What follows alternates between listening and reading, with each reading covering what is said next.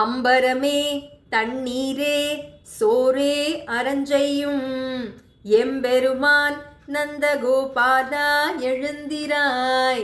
கொம்பனார்க்கெல்லாம் கொழுந்தே குலவிளக்கே எம்பெருமாட்டி யசோதாய் அறிவுராய். அம்பரம் மூடுரு ஓங்கி உலகளந்த உம்பர்கோமானே உறங்காது எழுந்திராய்.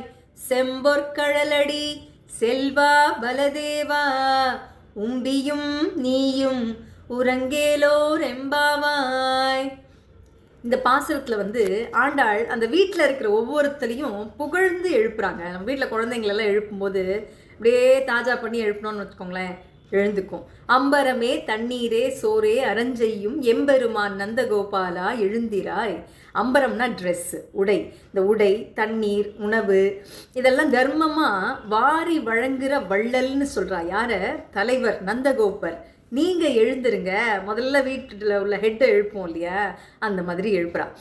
இப்போ கொம்பனார்க்கெல்லாம் கொழுந்தே குலவிளக்கே எம்பெருமாட்டி யசோதாய் அறிவுராய். வஞ்சிக்கொடி போன்ற பெண்களுக்கெல்லாம் தலைவியாம். யார்? யசோதை. ஆயர் குலத்தின் குலவிளக்கு, எங்களுடைய எஜமானி யசோதையே நீ விழித்தெழுவாய் அப்படின்னு சொல்லி யாரை பரிந்துரை பண்ணுறவங்க அவங்க தான். அந்த அம்மாவை எழுப்புறா. அம்பரம் ஊடுருந்தோங்கி உலகளந்த உம்பர் கோமானே. இப்போ கண்ணங்கிட்ட வர்றா. உறங்காது எழுந்திராய். திருவிக்ரம அவதாரத்தில், வாமன அவதாரத்தில் ஆகாயத்தையே ஊடுருவி வளர்ந்து உலகத்தை இழந்த தேவர்களின் தலைவனா கண்ணன். நீ உறங்காமல் எழுந்திரு. இப்போ அண்ணங்கிட்ட வர்றா பலராமன். செம்பொற்கழலடி செல்வா பலதேவா உம்பியும் நீயும் உறங்கேலோர் எம்பாவாய். காலில் செம்பொன்னால் ஆன வீரக்கழல் போட்டிருப்பாராம் பலராமர். இந்த பலராமரை உன் தம்பி ஆகிய கண்ணனும் நீயும் உறங்காமல் எங்களுக்கு அருள் செய்யுங்கள் அப்படின்னு சொல்கிறா. அப்போ நம்ம ஒரு ஃப்ரெண்டு வீட்டுக்கு போகிறோம், ஒரு டூருக்காக கூப்பிட்டு போகிறோன்னு வச்சுக்கோங்களேன்.